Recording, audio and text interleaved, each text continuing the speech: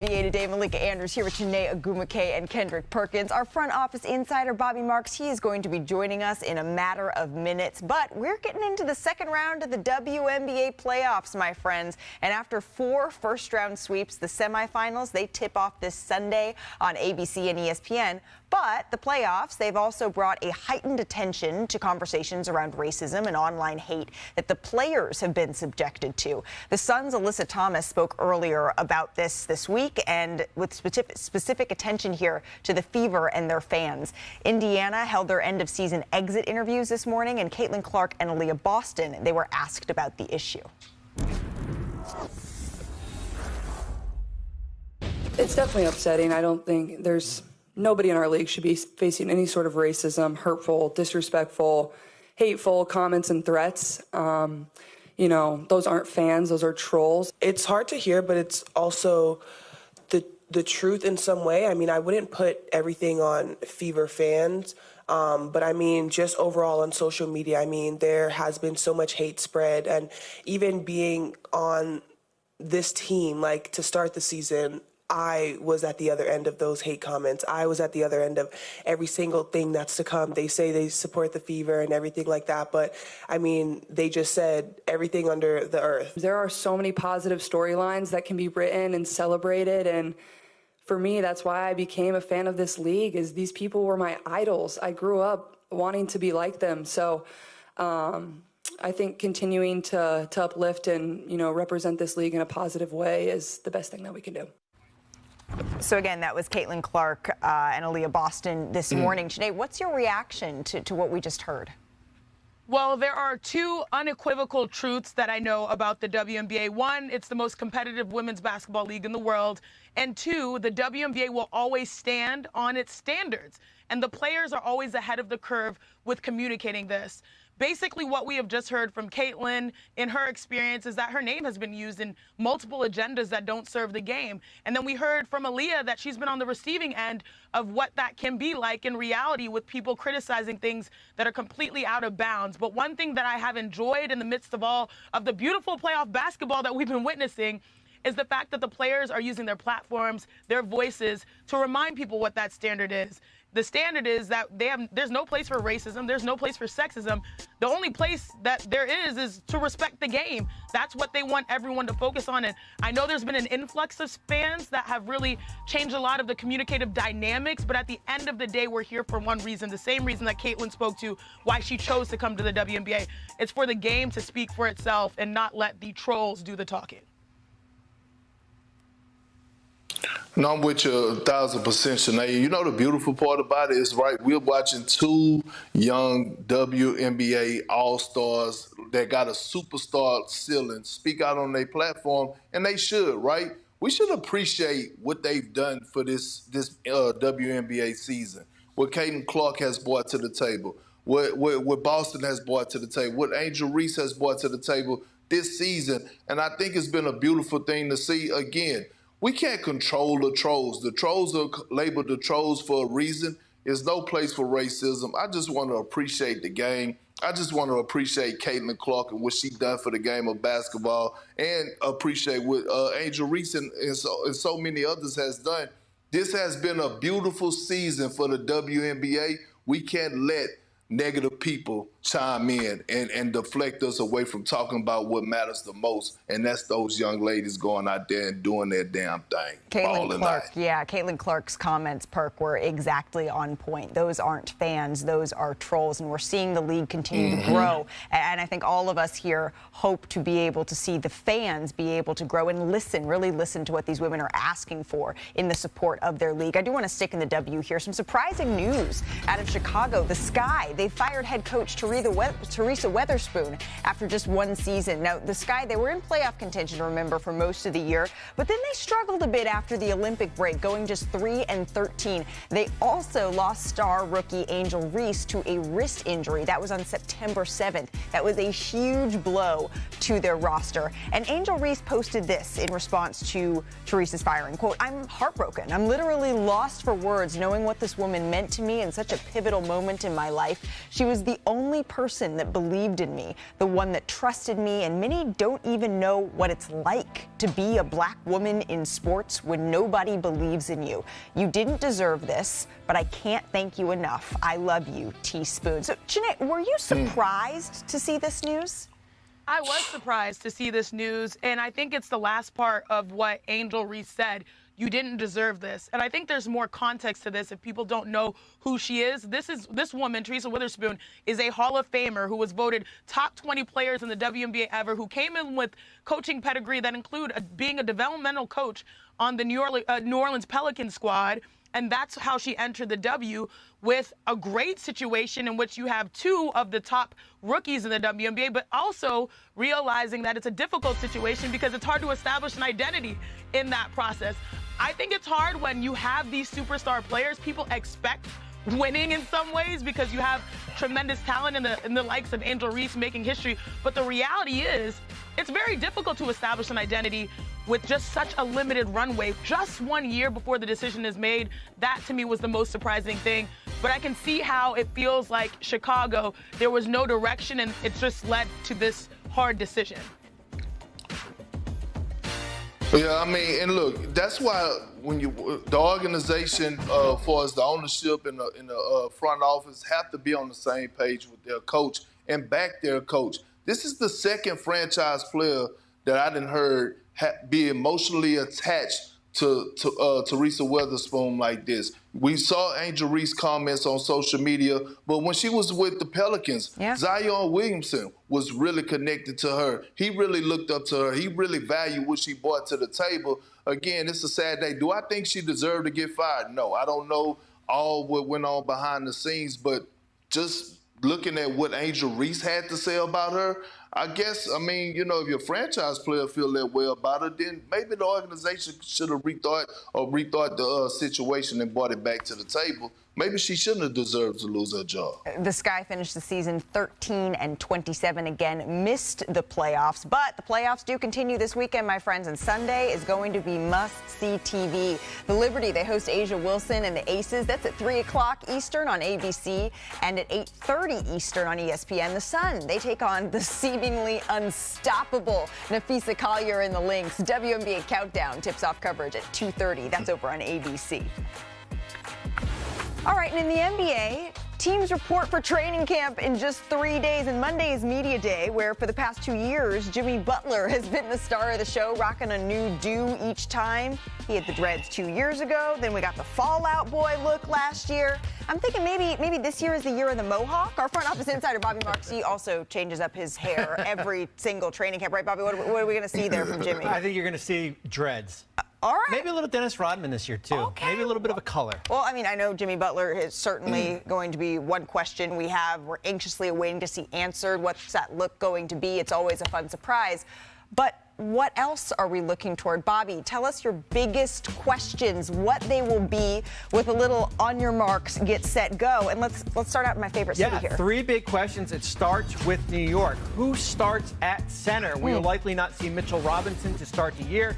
Tom Thibodeau has said you could see Julius Randle 10 to 15 minutes per game. That leaves Precious Achiuwa, who started 18 games last year, as likely your starting center for New York. The second big thing, Malika, New Orleans. This team is loaded with depth. Who is the starting lineup and who is the odd man out? Could we see C.J. McCollum come off the bench? Hasn't come off the bench since his second year. You're looking at Herb Jones, DeJounte Murray, Zion Williamson, Daniel Tice potentially if you need size. Trey Murphy also here. This team is deep here. And then the third, what is the temperament of Jimmy Butler in Miami? The last time Jimmy Butler was up for a contract extension, we all know what happened in 2018. Forced his way out of Minnesota, gets traded to Philadelphia. Butler's got a $52 million player option for next year. Both sides need each other for this marriage to work here. Okay, so those are your 3 biggest questions heading into Monday's training camp. Perk, are you worried about the note that Jimmy Butler is going to start the season on here? Are you watching Miami as closely as Bobby is? I am, but I'm watching to see, you know, what kind of start they're going to get off to as a team, right? Because Jimmy Butler, he hasn't signed a contract extension yet, right? And so at the end of the day, I want to see, are they going to be in the middle of the pack at the back of the pack? Because I feel like, listen, Miami is going to have to make a decision when it comes down to Jimmy Butler. And it's almost to the point, well, how we talk about the Lakers with Anthony Davis and LeBron James. I believe it's time for the Miami Heat to really give the keys to the car to Bam Adebayo, in my opinion.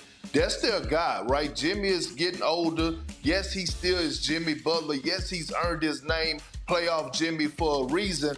But again, you got to start looking towards the future if you're the Miami Heat. And I know Jimmy wants to get paid. No one has ever questioned his professionalism except a little time he was unhappy in Minnesota. But outside of that, Jimmy Butler's going to strap up his shoes and come to work and do what he's supposed to do. He don't have no choice, especially dealing with the Heat coach. That's true, Perk. But the transition has happened for so long. The last time we talked about finals runs for the Miami Heat, we talked about Jimmy Butler and his heroics. But now the transition, like you said, the keys have been given to Bam Adebayo. He is their franchise guy. What an offseason for Bam Adebayo, you know, both on and off the court, if we're going to just go there. But what he's been able to do and prove, this man is balling, let's be real here, okay? He's had an amazing summer, but look at the numbers there, 19 points per game, 10 rebounds per game. This is a do-it-all guy. And also, he's 27 years old. They have a young core that they can build for the future. Tyler Hero, 24. Jaime Jaquez Jr., 23. Those three guys, it feels like, are the building blocks of what is to come. Now, Jimmy is going to be a pro, but this is a team that finished 8th in the East last year, lost in the first round. I think Jimmy has a lot to prove, and so does the entire Heat team, but I do think they now center upon Bam. Right. They sort of feel like they've been in this play-in perpetuity for the last couple of years, and they're going to need Bam, Jimmy Butler, in order to get out of that. And like you said, that young nucleus that they have here, Chanae. All right, we got a lot to get to because the season, welcome back to NBA Today. So the Warriors, they are going to look a little bit different this season. It will be the first year that they will start without Klay Thompson on their roster since 2010. One half of the Splash Brothers, Golden State, his career ended with a sign-and trade that sent Thompson, of course, to the Dallas Mavericks. And the Warriors did acquire Buddy Hield, Kyle Anderson in that trade, and Golden State also signed D'Anthony Melton as a free agent. But they found little help in the draft. They did not have a first-round pick, remember. So is this enough for Steph Curry becomes the question. The all-time leader in threes signed a one-year extension and is entering his 16th season. The pressure to maximize the window Steph has, Warriors GM Mike Dunleavy already laying out his plays and his plans for the season. Take a listen. There's no point in going all in to be, slightly above average. When you go all in, you got to feel like you're all in. We're probably as impatient as a franchise as you can be right now, given our time horizon and all that. But there's a fine line between impatience and undiscipline. And I feel good about the discipline that we held this summer and the roster we built and the growth from within that we're going to have. And so we're in a good spot heading this year. And I know everybody's always looking for big headline breaking news and all that, but I really like this team. So Golden State finished outside the playoffs in 2024 with their 46 wins, and Kevin Pelton and his metrics projected them to be in the same area in 2025. But Bobby Marks, what are the Warriors' roster options this season? Well, when you traded Klay Thompson, it gave you some roster flexibility, and I think the impatience of Mike Dunleavy, I think you're looking at probably like a 30-day game scenario as far as how you can evaluate the roster. The big thing for me, Malika, these are some things to keep an eye on. Certainly October 21st, that is when Jonathan Kuminga and Moses Moody are extension eligible. That is the deadline. If neither player are extended, certainly both players could be trade candidates during the season. The other thing is December 15th. That is the first day when D'Anthony Melton, Buddy Hield, Kyle Anderson, those three players can be trade eligible. The expiring contracts of Gary Payton and Kevon Looney, keep an eye on them. And then here's the X factor. As much as Steph Curry and certainly Draymond Green, Andrew Wiggins. Do we see the 2022 version of Andrew Wiggins, the player that averaged 17 points a game? But Malika, when Mike Dunleavy talked, he talked about impatience here. And I know Steph Curry is under contract for the next three years, but when you have an MVP candidate like Curry, you have to maximize that window right now, not within that 3-year span. Yeah, Bobby, come on back here, because I want to talk a little bit about what exactly does impatience mean here, because the Warriors, they have a couple of options, but the West is tough, and Steph's career, it's not going to last forever. So let's bring Kendrick Perkins back into the conversation here. Chiney Ogwumike. Perk, what does impatient mean to you when you hear that? I don't know, but look, Steph is in the same category with LeBron. Every single time he's ready to go full strength, you're supposed to do your job of putting the pieces around him so he can go contend and try to win a title. Look, you can't have it with Steph Curry is always bringing chicken to the table and you bringing carrots. It just don't add up. You know what I mean? You got to match his appetite. You got to match his appetite. His appetite is winning championships. Is this a championship level roster? Absolutely not. Do I have faith and hope that Jonathan Kuminga and Podziemski, are they going to get better? Yes, they're going to get better, but it's a tough Western Conference. It's a tough league overall. The East has gotten better, and so Steph wants to win. The happiest I've seen Steph in the last 2 years is when he just won the gold medal and on the Olympic team. He was happy. He hasn't been happy in the Golden State Warrior uniform. That's just my opinion. This is a big deal because this is a departure from what we've known Golden State always to be. Impatience, that's a different MO, because we've known the Golden State Warriors to be truly developmental, right? That got them their dynasty. Steph, Klay, Draymond building together, skill development, even Jonathan Kuminga following under that type of pattern. But now they're impatient, and to me, that means they have to capitalize on Steph Curry's prime. What he's able to do is still tremendous as a shooter, but also, most importantly, Steph Curry is a draw. Players want to play with Steph because they thrive in systems in which Steph plays. He's also the type of personality that people love to play with. So if you're going to be able to have a talent like that, a generational talent, you need to be able to keep him happy. And we all know Steph, as we just saw, loves to win. So I want to spin this to you, Bobby, because to me, as you mentioned, it comes down to Wiggins and Kuminga, but especially Kuminga. Kuminga averaged 16 points per game coming off of a career year. What is the best way Golden State can look to their outcome as using Kuminga's contract or either his play for them to be able to draw the right amount of talent for Steph to feel good? Well, I think that October 21st date comes into play. If there's an extension for Jonathan Kuminga, I would say we take him off the board as far as a trade candidate, just because of the restrictions that come with it. And I think it's similar to LeBron James in Los Angeles. When you have the Babe Ruth of basketball on your roster, you have to maximize that right now. And Golden State tried.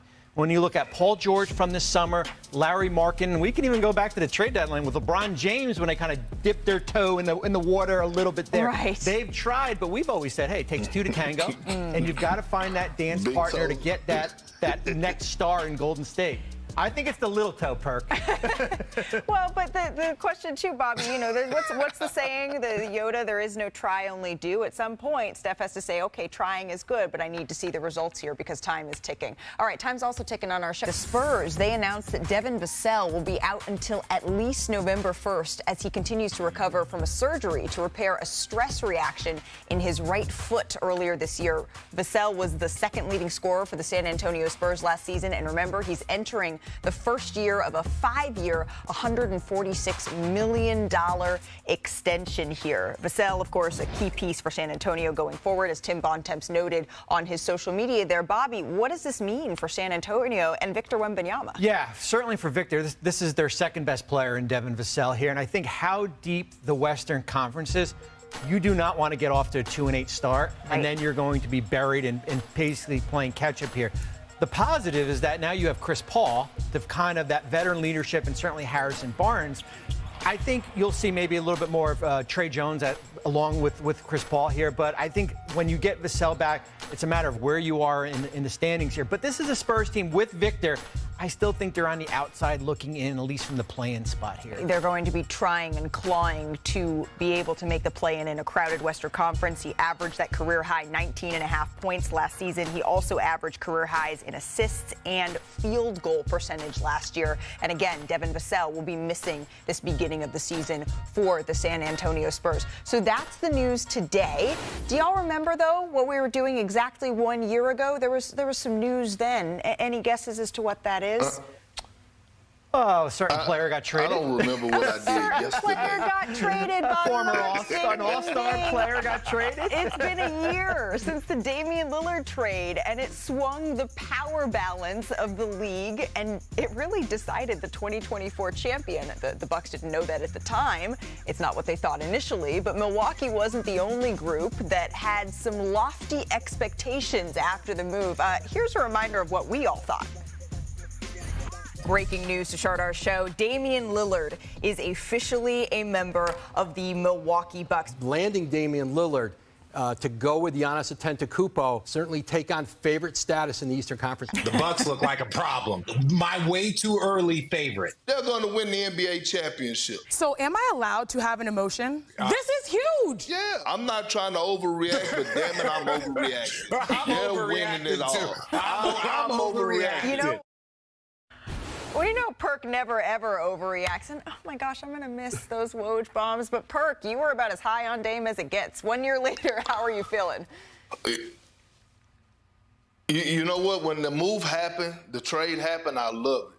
I still like it. I don't love it, right? I mean, look, Giannis and Dame got to put it together. Doc finally get a fresh start, meaning coming into training camp. How's Chris Middleton going to look? But Dame and Giannis got to deliver. One, they got to stay healthy, but two, they got to figure out a way how to maximize that two-man game. They got to beat Jamal Murray and Jokic what they were, 2 years ago. That's what I'm expecting out of them. That's why you have training camp. I still like them. I just don't love them, but that's okay. Look, real G's move in silence like lasagna. That's a lyric, that's a bar, but should we say real G's move in silence like Giannis? Like Giannis? Because the Bucks have been laying low. They've been laying low, right? But I do think that shows that they're about their business, that they want to come back motivated. I mean, we got a little taste of it. No Christmas Day game. What? Like, we are players that people need to respect. Giannis averaging 30 and 12 on 60% shooting. Dame, we know what he's able to do when it comes to clutch time. But to me, the only cause for pause that I have for this squad is truly their defense. They were 19th in defense last year, under Doc 14th, so there were slight improvements. And then, of course, as Perk alluded to, their stamina. They're a little bit older. Chris Middleton, you worry about him going through 82 games. Giannis was not really healthy when they needed him the most.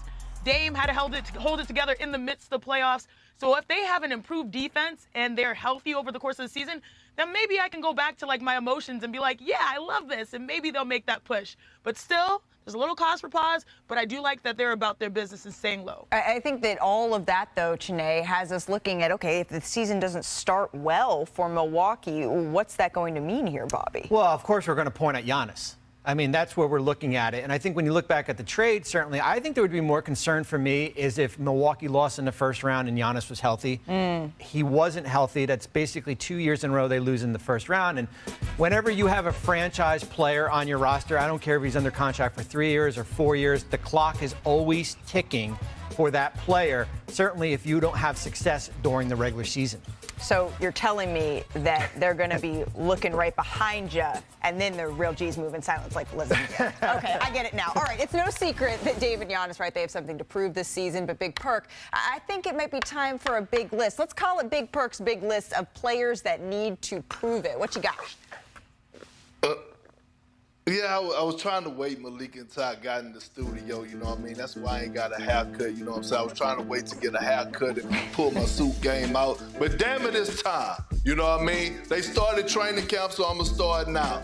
Big Perks, big list of top 5 players with something to prove this season. Again, this is not y'all list. This is my list. Coming in at number 5. Bam! Put it up there.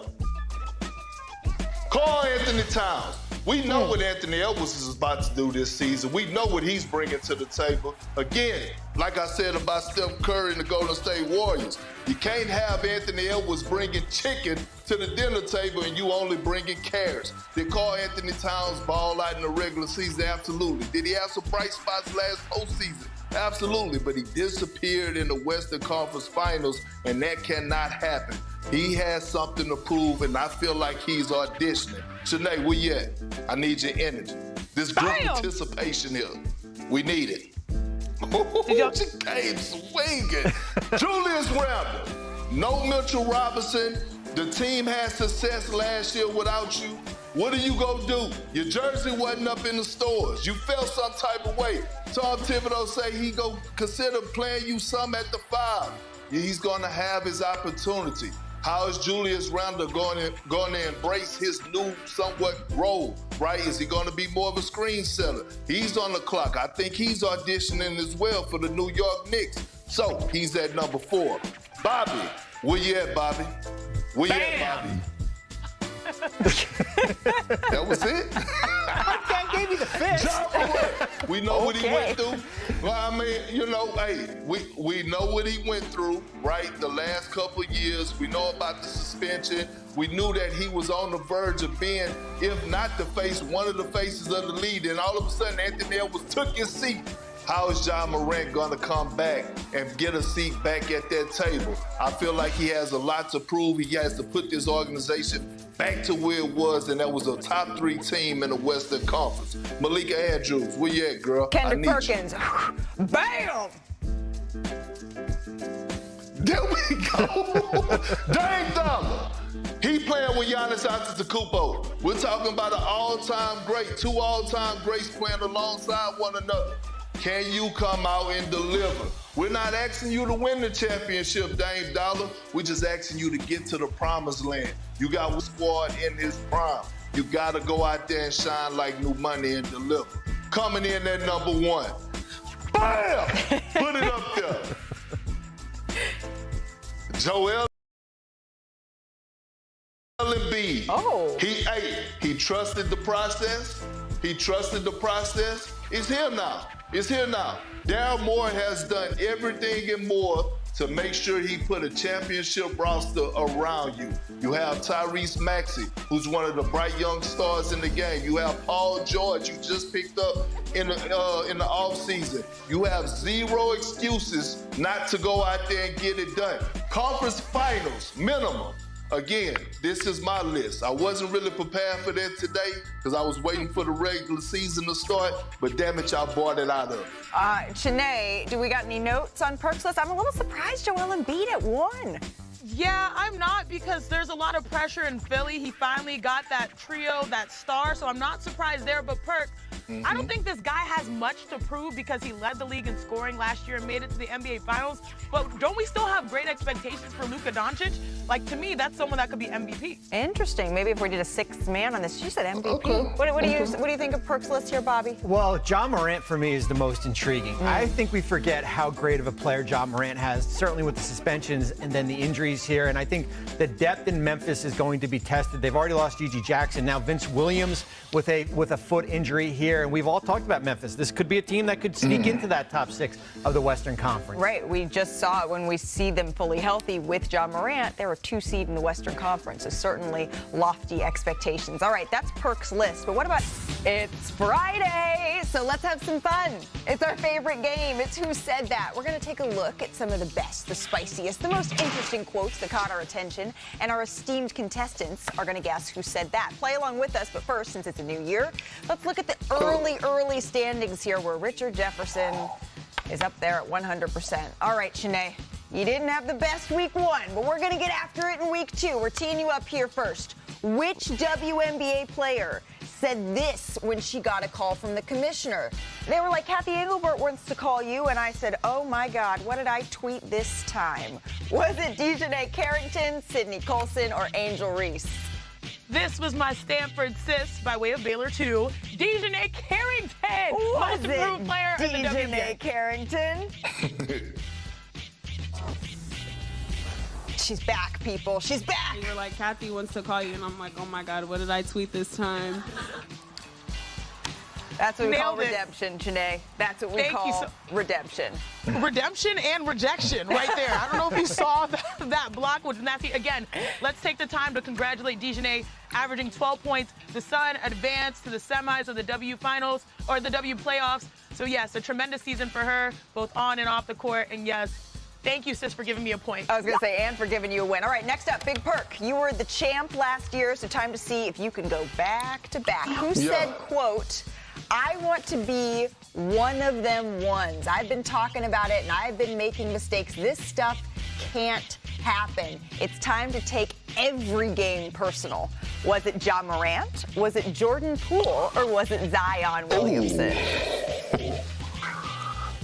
I ain't gonna lie, I've been off the internet, you know what I mean? So I ain't been able to cheat. That's how I won last year. But listen, I'ma go with Zion Williamson on this one. I'm gonna go with Zion on this one. Zion Williamson. Oh, here he comes. There we go.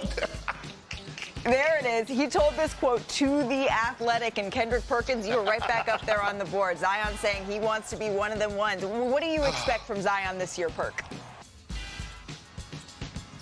Oh, I said it the other day, Malik, and I'm going to say it now. Last year, he was the second most dominant player in the league outside of Giannis. He's going to continue to do that, especially if he's playing the 5 position, which I believe he's going to do a lot of this season for the Pelicans. Well, that's what Bobby Marks just laid out for us. All right, Bobby, you're up next. Ready? Which current general manager said, quote, social media is a sport, but scrolling is a lifestyle? Was it Daryl Morey, Sam Presti, or current GM Adrian Wojnarowski? The Woj picture threw me off here. I'm going to say it's the Picasso of the press conferences, Sam Presti. Was it Sam Presti? Ding, ding, ding. We've said before, social media is a sport, but scrolling is a lifestyle. I mean, put it on a T-shirt, right? He's got the best. He needs to be my speechwriter moving forward. I think we needed to make these more difficult, producer Condis, producer Davison, because everyone is 3 for 3. This last one is for the group, consensus, and it's a little bit of a throwback here because Media Day is right around the corner. So this is last year, all right? Last year, who said this about the Bucks getting Damian Lillard? Quote, I'm happy for Dame, but I'm still going to be me. I'm going to go beat Dame, Giannis, and Adrian Griffin at the time on our way to a title. Was it Jimmy Butler? Was it Joel Embiid? Or was it Drew Holiday? Perk's already champing at the bit. Oh, this is easy. It's easy. It's easy. All right, That's Jimmy.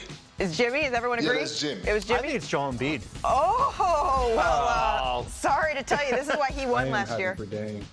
I think you're to wrong. Be somebody that, he's wanted, where he has a chance to win the championship. Still gonna be me. I'm gonna go beat Dame, Giannis, and Adrian Griffin on our way to a title.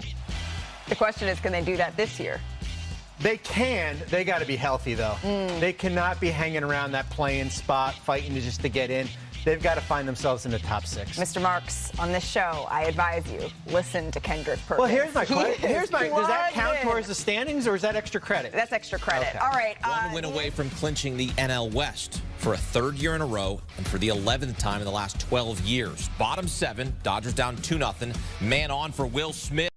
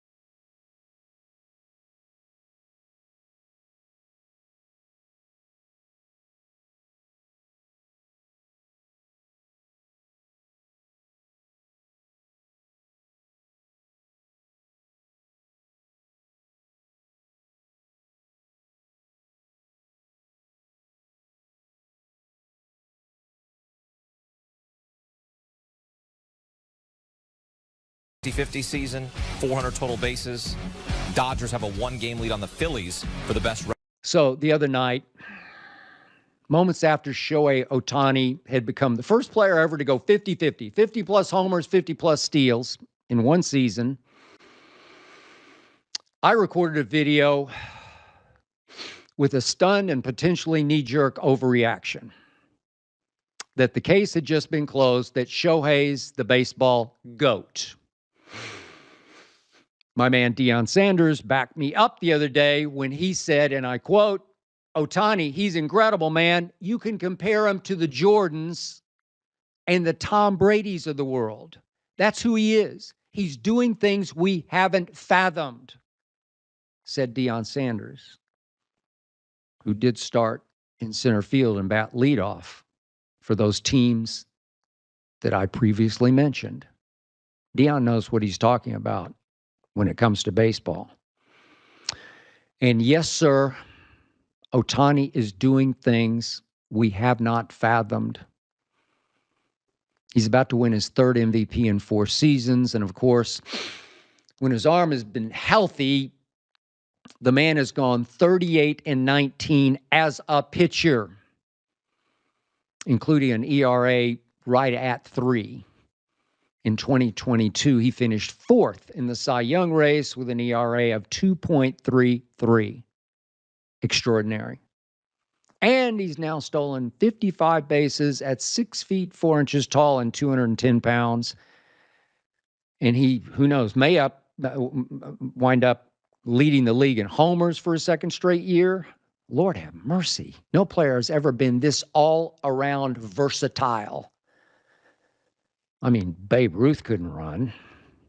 Barry Bonds didn't have much of an arm. Ohtani is actually what you'd call a six-tool player, maybe the first ever six-tool player. He can throw from deep right field to third base, and he can pitch. Top 5 pitcher pitch. Ohtani is definitely the tools GOAT. But here's where I overreacted. Conclusion jumped.